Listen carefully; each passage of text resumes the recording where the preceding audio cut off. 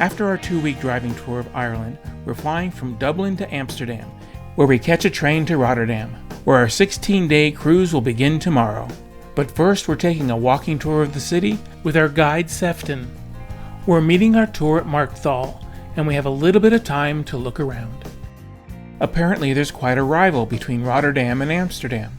It's because of this, they only refer to each other's city by their area code. So it's 020, which is the dialing code for that city. Typical Rotterdammers will not pronounce the name.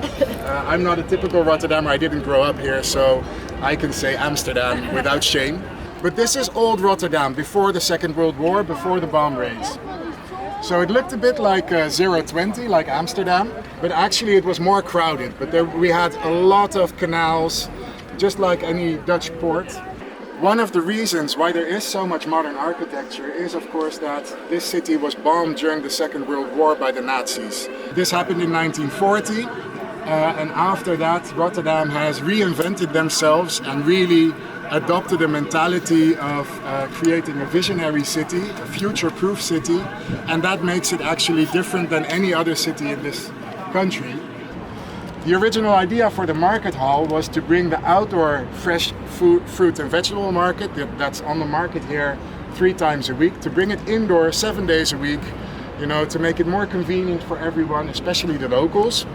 But the Rotterdammers, they had a different idea, because the people with the stands, they said, well, I make my money in 3 days a week, I don't feel like working 7, this is fine. And the rent is much higher than outside, so why would I, it's not good for business.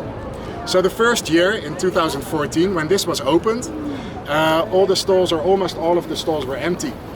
And they really had to rethink the idea, the concept, and they turned it into this beautiful mixture of international cuisine. But that wasn't the original idea. The inside of the market hall is covered with a large illustration depicting nature's abundance and is called cornucopia. Along with the local food, they had international cuisine, including a stand that made the Arabic murbak that we enjoyed while we were in Singapore. Across from the market is an apartment building called the Pencil, with the market hall being called the Pencil Sharpener. Back to our tour, we visit some of the many creative sculptures in the city. This statue, it's called Santa Claus, and it's made by Paul McCarthy. Within his creative freedom, he decided to make a critique against our consumerism during holiday season. Rotterdammers, with our nicknames and maybe a bit of a dirty mind, we don't think that it's Santa Claus, of course. What do you think the nickname, or maybe you've heard of it, or you've seen it on the map? The butt plug gnome. We passed by many other sculptures, few as provocative, but most wildly imaginative. This one had no explanation, just a stack of soggy newspapers.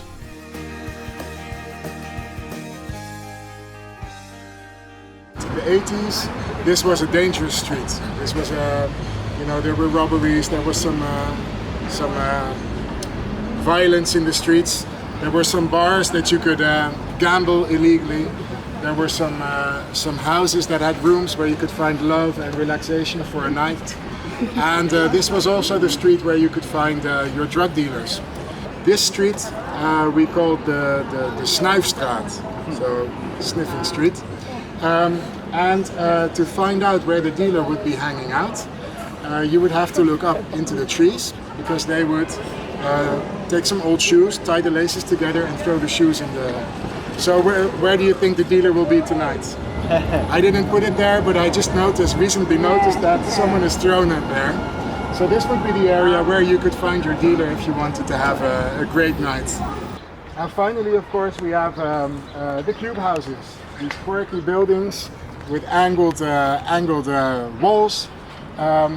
Also a very ambitious plan from this architect that almost got free rein to build this modern visionary piece of the city.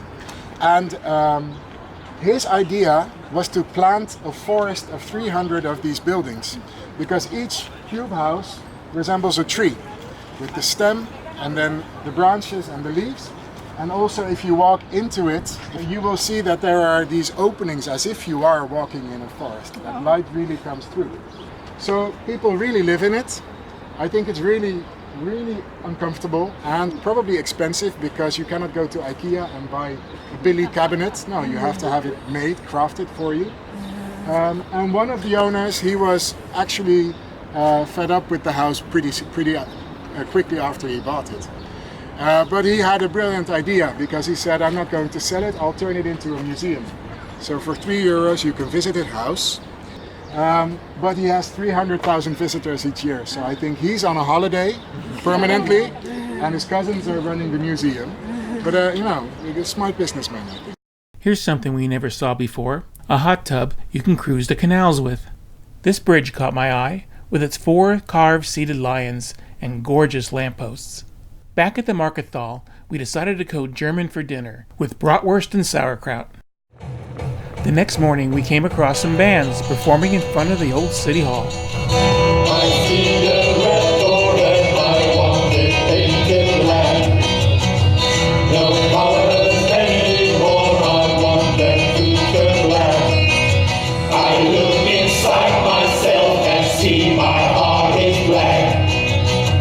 I see my red door and I must have it painted black. I want to see your face. I see your painted black. Black as night, black as coal.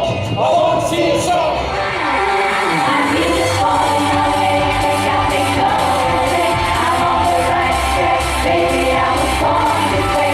Don't like to say it, just know you said it. I'm on the right track, baby, I was born this way. Ooh, there ain't no other way, baby, I was born this way. Right track, baby, I was born this way. Don't be a drag, just be a queen. Don't be a drag, just be a queen. Don't be a drag, just be a queen. Don't need no me. Don't like to say it, just know you said it. I'm on the right track, baby, I was born this way.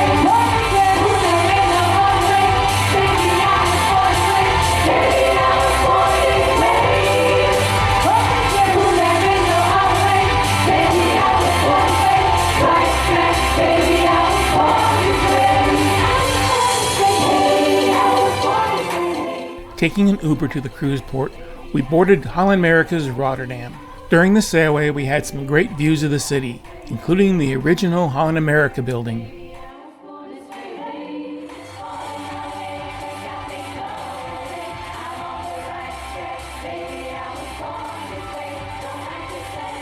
This ship is also the Rotterdam, and was known as the Great Dane. She was christened as one of Holland America's ships in 1958, and is now a floating hotel.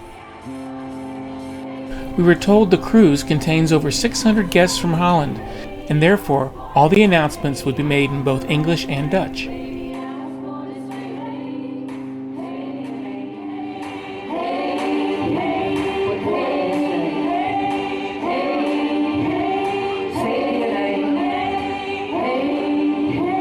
But born this way.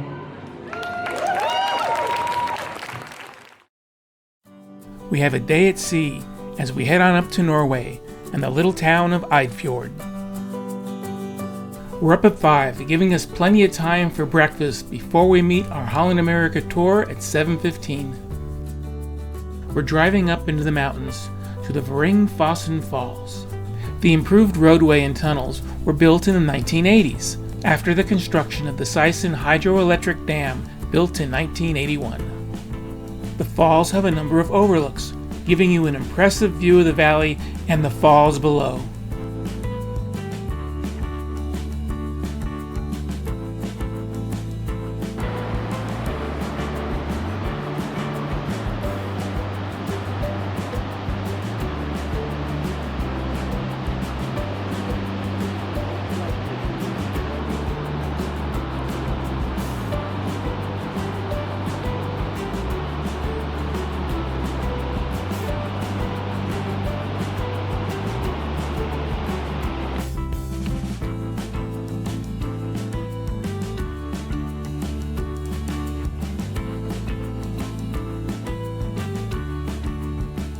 We were surprised they still use sod roofing, even on some modern houses.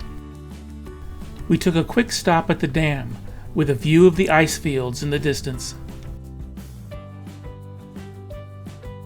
We finished up our tour at the Hardanger Nature Center. They had quite a few interesting exhibits, including a multimedia presentation of the natural history of the area.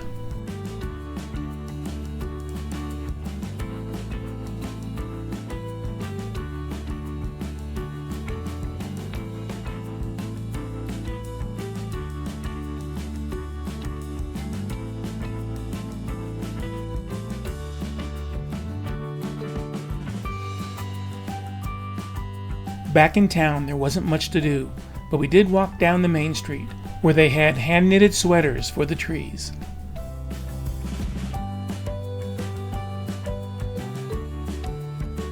In the center of town, they had a damaged turbine blade from the hydroelectric power plant. That afternoon, we started scenic cruising of the Hardanger Fjord. On both sides, the road enters into tunnels directly from the bridge, and inside the tunnel there is a roundabout on the Brurefriki side. The main span is the longest suspension bridge that is in Norway. The side towers reach a height of 186 meters or 610 feet. And now we are passing underneath the Hardanger Bridge.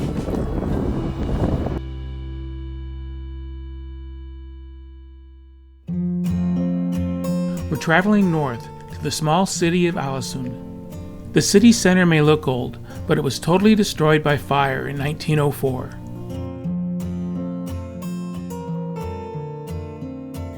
Today we're on a bus tour called From Fjords to Trolls that will take us to some of the highlights of the countryside. In the mountains, we saw small isolated farms. We were told that it was possible for students to live there for months at a time to learn to be self-sufficient and live off the land.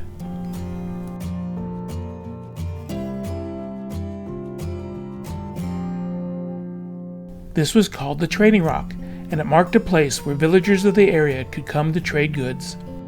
Just down the street, we got a quick look at an old restored farmhouse. It seems like grass roofs are common here, since they're natural and readily available. Traditionally, they're made of 3 layers of sod, the first one facing down, the second 2 facing up, so the grass can grow.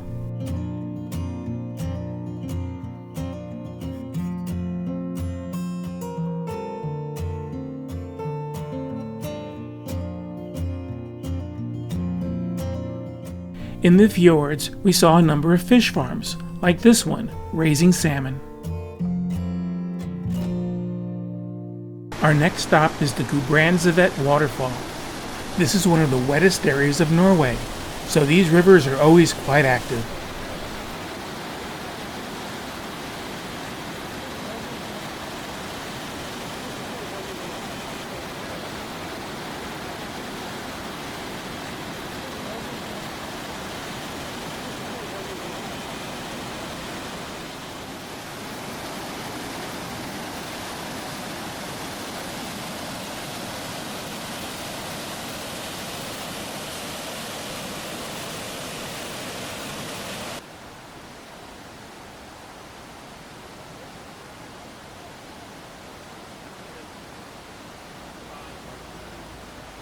Pretty much every single stream or water that you see in Norway is drinkable as long as it's flowing fast enough. A lot of people come here during the summer, see all this, love it, fall in love, maybe want to move here, they move here, and then that first winter hits and suddenly you're stuck in 4 months of darkness, and not everybody is prepared for that. A lot of the names of mountain regions or areas in Norway are based on Norwegian or Norse mythology. We have the Jotunheim, which is the largest or the highest mountain range in Norway. Jotun is giant in Norwegian mythology, so home of the giants. We're currently driving through or towards Reinheim, home of the reindeer. And to the north of us, we have Trollheim, home of the trolls. Originally, they thought that trolls were actually kind of human-like. That's how they started out in the older stories. And they slowly evolved from forest creatures to ugly, fierce, and that's why they named a lot of these, especially these rocky mountains, these ugly mountains, they gave them troll names. As you might know, a troll needs to be inside a cave or hiding somewhere when sun comes up. If not, he turns into stone. And legend has it that, you know, a lot of these mountains that you see here are actually either stones thrown by trolls or trolls that didn't manage to get back into the cave in time, and they turn into stone. This is definitely troll country. After coming down the winding Trollstigen road, we stopped for lunch at the Troll Cafe. Well, we didn't have troll for lunch, but we did have a reindeer patty, along with salmon, vegetables, and a beer.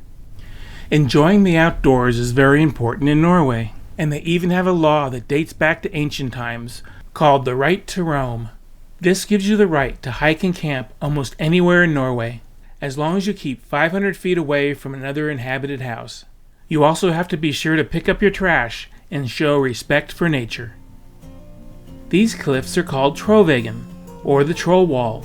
They rise 3,600 feet from the valley and are the tallest vertical rock faces in Europe, making this a popular place for rock climbing and base jumping. Well, after a little more sightseeing and souvenir shopping, it's time for us to say goodbye to Alesund.